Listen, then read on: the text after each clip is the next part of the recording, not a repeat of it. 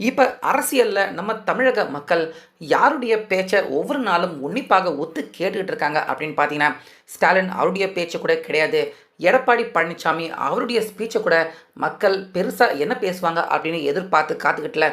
ஆனா, பிரேமலதா விஜயகாந்த் அவங்க என்ன பேசுறாங்க, ஒவ்வொரு நாளும் அவங்க என்ன பேசப் போறாங்க அப்படின்னு இப்ப தமிழக மக்கள் எல்லாருமே பிரேமலதா விஜயகாந்த் அவங்களுடைய ஸ்பீச் என்ன எப்படி இருக்கும் அப்படின்னு ஒவ்வொரு நாளும் தமிழக மக்கள் எல்லாருமே உத்து பார்க்க ஆரம்பிச்சிருக்காங்க. உன்னிப்பாக அவங்க பேசுகிற விஷயத்த நோட் பண்ண ஆரம்பிச்சுக்கிட்டு வராங்க. அந்த வகையில் இப்போ பிரேமலதா விஜயகாந்த் மூன்றாவதாக ஸ்டாலின் அவருக்கு ஷாக் ரொம்ப பெரிய அதிர்ச்சி கொடுக்குற மாதிரி இப்போ மூன்றாவதாக இன்னொரு ஸ்டாலின் அவருக்கு ஒத்தே வராத இன்னொரு விஷயத்தை பற்றி இப்போ பொது வெளியில் பிரேமலதா விஜயகாந்த் அவங்க பேசியிருக்காங்க. ஸோ இதை கேட்ட திமுக அவங்களுடைய கூட்டணி கட்சிக்கு உள்ளே இருக்கிறவங்க அவங்களே பார்த்தீங்கன்னா ரொம்ப பெரிய அளவில் அதிருப்தி. திமுக கூட்டணியை இப்போ நடுநடுங்கி வெலவெலத்து போகிற மாதிரியான இன்னொரு புதிய விஷயம் இப்போ பிரேமலதா விஜயகாந்த் ஒட்டுமொத்த திமுக அதே போல் அவங்க கூட்டணி எல்லாருமே அதிர்ச்சி அடைகிற மாதிரி இன்னொரு விஷயத்தை இப்போ அவங்க பேசியிருக்காங்க.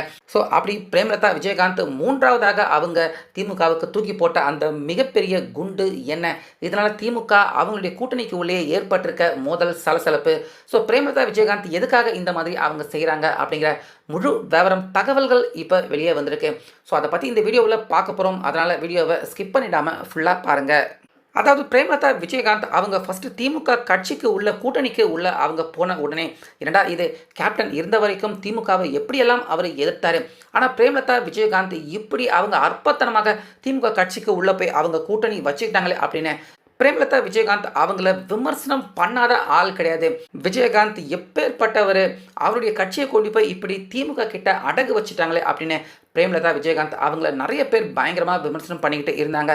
ஸோ அந்த விமர்சனம் எல்லாத்தையுமே உடைச்ச பிரேமலதா விஜயகாந்த் போராடி திமுக அந்த கூட்டணிக்கு உள்ளே தங்களுக்குன்னு 10 தொகுதியை, அது உட்பட ராஜ்யசபா எம்பி 1 ஆக மொத்தம் 10 தொகுதியை ஸ்டாலின் அவர்கிட்ட இருந்து கேட்டு வாங்கினாங்க. பிரேமலதா விஜயகாந்த் கூட்டணிக்கு உள்ளே போனதோட கவனம் இல்லாமல், மற்ற கட்சி மாதிரி கவனம் இல்லாமல் பிரேமலதா அவங்க 10 தொகுதி அதுக்கப்புறமா ராஜ்யசபா எம்பி அவங்க வாங்கினதுல இருந்து தான் திமுக கட்சி அவங்களுடைய அந்த கூட்டணிக்கு உள்ளே பார்த்தீங்கன்னா ஒரு மிகப்பெரிய மோதல் சண்டையே ஏற்பட ஆரம்பிச்சுது பிரேமலதா அவங்களால. ஆனாலுமே ஸ்டாலின் அவர் எப்படியோ எல்லாரையும் பூசி மொழிவி சமாளித்து திமுக கூட்டணிக்கு உள்ளே இருக்கிற விடுதலை சிறுத்தை இன்னும் சின்ன சின்ன கட்சிகள் எல்லாருக்குமே நாங்கள் கொடுக்கறது தான் சீட்டு, நாங்கள் சொல்கிறத கேட்டு நடந்துக்கங்க அப்படின்னு ஸ்டாலின் அவர் பிரேமலதா விஜயகாந்த் அவங்களுக்கு ஆதரவாக திமுக கூட்டணிக்கு உள்ளே பேசி எல்லாரையும் ஒரு மாதிரி சமாளித்து ஒரு வழியாக எல்லாருக்கும் தொகுதிகளையும் எல்லாருக்கும் தொகுதி இடம் எல்லாத்தையுமே செட் பண்ணிவிட்டு கடைசியாக நிம்மதியாக இப்போ எலெக்ஷன் அந்த பிரச்சாரத்தை துவங்கலாம் அப்படின்னு பார்த்தா இப்போ திரும்பவும் அடுத்துன்னு ஸ்டாலின் அவருக்கு பிரேமலதா விஜயகாந்த் அவங்களால ரொம்ப பெரிய குடைச்சல், பிரச்சனை, சிக்கல் இது எல்லாமே தொடர்ந்து இப்போ பிரேமலதா அவங்களால ஸ்டாலின் அவருக்கு ஏற்பட்டுக்கிட்டு இருக்குது. இதில் மேடையில் முதல்ல பிரேமலதா அவங்க கமலஹாசன் அதுக்கப்புறமா ஸ்டாலின் இவங்க எல்லாரையும் முன்னாடி வச்சுக்கிட்டு தமிழ்நாட்டில் கஞ்சா அதுக்கப்புறமா பாலியல் இந்த 2 பிரச்சனைகள் மட்டும்தான் மக்களுக்கு இருக்குது, இதை தவிர வேறு என்ன தப்பு சொல்லிட முடியும் மக்கள் எல்லாருமே திமுக ஆட்சி மேலே அப்படின்னு திமுக ஆட்சியை உயர்த்தி சொல்கிற மாதிரி சொல்லி ஒரு குத்துற மாதிரி பிரேமலதா விஜயகாந்த் ஸ்டாலின் அவரை பொதுவெளியில் பக்கத்தில் வச்சுக்கிட்டே திமுக ஆட்சியை பற்றி விமர்சனம் பண்ணாத மாதிரி பிரேமலதா அவங்க விமர்சனம் பண்ணியிருந்தாங்க. ஸோ அந்த விஷயத்த கூட ஸ்டாலின் அவர் இருந்தார், எல்லாருமே அங்கே இருந்தாங்க. ஒரு மாதிரி சரி ஏதோ ஒரு ஃப்ளோவில் பேசிட்டாங்க போல இருக்குது அப்படின்னு கடந்து போயிட்டாங்க. ஸோ அதுக்கு அப்புறமாக இரண்டாவதாக ஒரு ரொம்ப பெரிய குண்டை தூக்கி போடுறாங்க பிரேமலதா. அது என்ன அப்படின்னு பார்த்தீங்கன்னா, முருகபெருமான் திருப்பரங்குன்றம் மலை மேலே தீபத்தூணில் தீபம் ஏற்ற விடாமல் திமுக ஆரம்பத்தில் இருந்து கடைசி வரைக்கும் எந்த அளவுக்கு அதை வச்சு அவங்க அரசியல் பண்ணாங்க. சிறுபான்மையர் முக்கியமாக முஸ்லீம்கள் அவங்களுடைய வாக்கு எங்களுக்கு முக்கியம், இந்துக்கள் வாக்கு எங்களுக்கு முக்கியம் இல்லை அப்படின்னு நேரடியாக சொல்லாமல் சொல்கிற மாதிரி திமுக இந்துக்களை அந்த இடத்துல வஞ்சிச்சாங்க. அந்த இடத்துல தீபத்தை ஏற்ற விடலை, முஸ்லீம்களுக்கு முழுக்க ஆதரவாக நின்றாங்க. இது ஒட்டுமொத்த தமிழக மக்கள் எல்லாருமே ரொம்ப பெரிய அளவில் அதிர்ச்சி அடைஞ்சு போயிருந்தாங்க. தமிழக மக்கள் இந்த திருப்பரங்குன்றம் தீப விவகாரத்தில் அதை பற்றியுமே திருப்பரங்குன்றம் தொகுதியில் பேச போன பிரேமலதா விஜயகாந்த் அங்கேயும் என்ன சொல்கிறாங்க அப்படின்னா, திரும்பவும் திமுக ஆட்சிக்கு வந்துருச்சுன்னா நிச்சயமாக திருப்பரங்குன்றம் மலை மேலே திமுக கூட்டணி கட்சிகளாகிய நாங்களே திருப்பரங்குன்றம் மலை மேலே தீபத்தூணில் தீபம் ஏற்றப்படும், கண்டிப்பாக நாங்கள் தீபம் ஏற்ற வைப்போம், அதற்கான அனுமதிகளை கொடுப்போம் அப்படிங்கிற மாதிரி திரும்பவும் ஒரு முறை திமுக அவங்களுடைய கொள்கைக்கு எதிராக முரண்படுற மாதிரி பிரேமலதா விஜயகாந்த் இந்த விஷயத்தை பேசுகிறாங்க. ஏன்னா திமுக அவங்க ஆட்சியில் இருந்த வரைக்கும் அவங்க தான் முட்டுக்கட்டையாக இருந்தாங்க. தீபத்தூணில் தீபம் ஏற்ற விடாமல் தடுத்துக்கிட்டு இருந்தாங்க.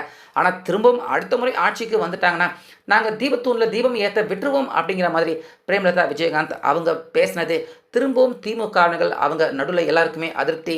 இரண்டா இது இவங்க நமக்கு ஆதரவாக பேசுகிறாங்களா இல்லை நமக்கு எதிராக பேசுகிறாங்களா, இப்படி வாழைப்பழத்தில் ஊசி ஏற்றுற மாதிரி ஊமை குத்தா குத்திக்கிட்டே இருக்காங்களே பிரேமலதா விஜயகாந்த் அப்படின்னு அவங்களுடைய ஸ்பீச் எல்லாமே பார்த்தீங்கன்னா ஒரு சர்ச்சையான விஷயமாக மக்கள்கிட்டையும் முக்கியமாக திமுகவினர்கள் எல்லாருக்கிட்டையுமே கூட்டணி கட்சிகள் எல்லாருக்கிட்டையுமே ரொம்ப பெரிய அதிருப்தியை ஒவ்வொரு நாளும் ஏற்படுத்திக்கிட்டே இருந்துச்சு.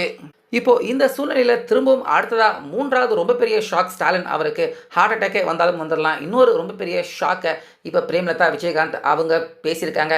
அது என்ன அப்படின்னு பார்த்தீங்கன்னா பிரேமலதா விஜயகாந்த் அவங்க பிரச்சாரத்துக்கு போகிறப்ப, ஏன்னா பிரேமலதா விஜயகாந்த் அவங்க வந்து ஒரு பெண் பேச்சாளர், பெண் அரசியல்வாதி அவங்க. ஸோ அவங்கக்கிட்ட மக்கள் கேட்டிருக்காங்க, என்னென்னு கேட்டிருக்காங்க அப்படின்னா தமிழ்நாடு முழுக்க போதையை ஒழிப்போம் அப்படின்னு சொல்லியிருக்கீங்க. ஸோ போதை அதே போல் இந்த குடி கலாச்சாரம் பூரண மது விலக்கு, அதாவது மது கடைகள், சாராய கடைகள் இது எல்லாத்தையுமே மூடினீங்கன்னா தமிழக பெண்களாகிய நாங்கள் எல்லாருமே நிம்மதியாக இருப்போம். மது சாராயம் இதால் ஒவ்வொரு நாளும் தமிழக பெண்கள் எல்லாருமே ரொம்ப பெரிய அளவில் அவதிப்படுறோம் அப்படிங்கிற மாதிரி பிரேமலதா விஜயகாந்த் அவங்க கிட்ட பிரச்சாரத்துக்கு போனப்போ அந்த ஒரு பகுதிகளில் இருந்த பெண்கள் எல்லாருமே பிரேமலதா விஜயகாந்த் அவங்க கிட்ட இந்த விஷயத்த சொல்லியிருக்காங்க. ஸோ அதை கேட்டதுமே உடனடியாக எதை பற்றியுமே யோசிக்காமல் நாங்கள் திரும்பவும் திமுக ஆட்சிக்கு வந்துருச்சுன்னா கண்டிப்பாக பூர்ண மதுவிலக்கு, சாராய கடைகள் எல்லாமே இழுத்து மூடப்படும், இனிமேல் தமிழ்நாட்டில் சாராய கடையே இருக்காது, எல்லாத்துக்கும் முற்றுப்புள்ளி வைக்கப்படும் அப்படின்னு திரும்பவும் பார்த்தீங்கன்னா ரொம்ப பெரிய குண்டு. ஏன்னா திமுகவில் இருக்கிற நிறையா மந்திரிகள், அமைச்சர்கள் எல்லாருமே பார்த்தீங்கன்னா அவங்க சொந்தமாக ஒரு மிகப்பெரிய சாராய கடை ஃபேக்ட்ரியே வச்சுருக்காங்க. பத்தாக்குறைக்கு 10 ரூபா பாலாஜி, செந்தில் பாலாஜி அவர் டாஸ்மாக் மூலியமாகவே கிட்டத்தட்ட பலாயிரம் கோடி ஊழல்னு சொல்கிறாங்க. 10 ரூபா கூட வச்சு நிறையா காசுகள், கோடிகளை கல்லா கட்டிருக்காங்க கடந்த 5 வருஷத்தில்.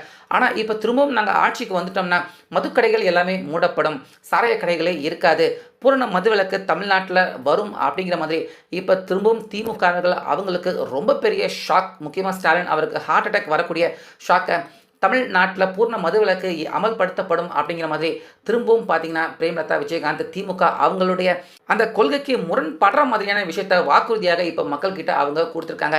இதை கேட்டதுக்கு அப்புறம் தான் ஸ்டாலின் அவர் ரொம்பவே ஷாக் ஆகி போய் பிரேமலதா விஜயகாந்த் அவங்கள கூப்பிட்டுருக்காரு. நீங்கள் தொடர்ச்சியாக பேசுகிறது அடுத்தடுத்துன்னு திமுக கட்சிக்கும் எங்களுடைய கொள்கைக்கும் முரண்பாடாக இருக்குது, அதனால் நீங்கள் ஒன்று பேசாதீங்க, இல்லை பேசணும்னா என்ன பேசணும் அப்படின்னு நாங்கள் எடுத்து தரோம், அதை மட்டுமே பேசுங்க, இஷ்டத்துக்கு நீங்கள் பாட்டுக்கு வாக்குறுதிகளை அள்ளி கொடுத்துட்டு போயிட்டு இருக்காதீங்க, அதை எல்லாத்தையுமே நிறைவேற்ற முடியாது, திருப்பரங்குன்றத்திலும் திரும்பவும் தீபம் ஏற்றுறதும் நாங்கள் வந்தால் கண்டிப்பாக அது நடக்காது, பூர்ண மதுவிலக்கு அதுவும் நடக்காது, அதே போல் தமிழ்நாட்டில் பெண்களுக்கு பாதுகாப்பு இல்லை அப்படின்னு பேசின மாதிரி திரும்பவும் அந்த மாதிரி எங்கேயும் பேசாதீங்க, அதே போல் போதை கலாச்சாரம் அது எல்லாமே கம்ப்ளீட்டாக அழிக்கப்படும் அப்படிங்கிற மாதிரியும் எங்கேயும் பேசாதீங்க அப்படின்னு ஸ்டாலின் அவர் கூப்பிட்டு பிரேமலதா அவங்கள கொஞ்சம் எச்சரிக்கை பண்ணியிருக்காரு. கடுமையாகவும் கொஞ்சம் பேசியிருக்காரு போல இருக்குது. அதுக்கப்புறமா தான் இப்போ சமீபத்தில் எங்கேயோ பேசினப்ப பிரேமலதா நான் பேசினதை டிவி, பத்திரிகை, மீடியா எல்லாருமே கயிறு திரிச்சு பேசிட்டாங்க, நான் அப்படி பேசலை அப்படிங்கிற மாதிரி அப்படியே உல்ட்டாவாக மாற்றி பேச ஆரம்பிச்சிருக்காங்க பிரேமலதா. ஆனாலுமே பிரேமலதா அவங்க ஏதோ ஒன்று மைண்டில் வச்சுக்கிட்டு ஊமை குத்துறாங்க திமுகவினர்களை அப்படிங்கிறது மட்டும் பார்த்தீங்கன்னா இப்போ எல்லாருக்கும் புரிய ஆரம்பிச்சிருக்கு. எல்லாருமே இப்போ பிரேமலதா விஜயகாந்த் ஒவ்வொரு நாளும் அவங்க அடுத்து என்ன பேசுவாங்க அப்படின்னு தமிழக மக்கள் எல்லாருமே பிரேமலதா அவங்களுடைய ஸ்பீச்சை உன்னிப்பாக கவனிக்க ஆரம்பிச்சுக்கிட்டு வராங்க. ஸோ பிரேமலதா விஜயகாந்த் இது எல்லாமே எதிர்ச்சியாக தான் செய்கிறாங்களா, இல்லை திமுகவை கூடவே இருந்து பழி வாங்குறாங்களா? நீங்கள் என்ன நினைக்கிறீங்க பிரேமலதா விஜயகாந்த் அது அவங்களுடைய இந்த ஸ்பீச்சை பற்றின உங்களுடைய கருத்தை கண்டிப்பாக கமெண்ட்டில் சொல்லுங்கள்.